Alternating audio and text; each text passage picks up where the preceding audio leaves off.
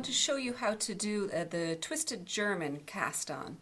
This is a nice stretchy cast-on that gives a kind of a twisted edge to your work. It's relatively similar to the long tail cast-on to create, but it's got a few more twists and turns to it. So to start with, like with the long tail, you're going to want a tail as long as the length of work you want to do. So it's usually, I usually give it 2-3 times what I want the actual width to be, or alternatively, if you pull yarn from the center of the ball as well as the outside, it means that you can have 2 lengths of yarn that you're working with. So on this side here, you want to keep your tail and you keep your working yarn behind here.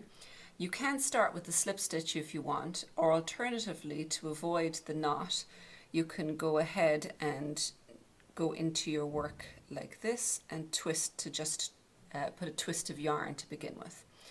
So now we're going to go, you put your index finger around this yarn and your thumb around these and grip it between your other fingers here. Now we're going to take one needle and we're just going to come in front of both loops here on your thumb all the way over and then dip the needle tip into the middle of it. Next we're going to lift up and over the back yarn and pull through that little triangle there, the loop that you create. Now drop that loop off and tighten it up and you have got the second stitch created. So we're going to do that again. Let's go in front of both loops,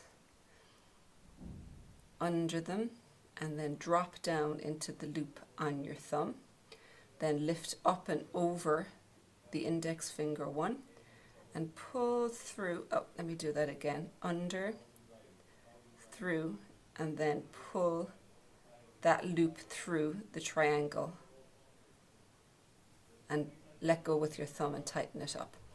This does speed up when you're doing it a little bit faster, so you can come over, through the loop on your finger, up and over, and then pull that through the little triangle. Drop that loop off with your thumb and tighten up.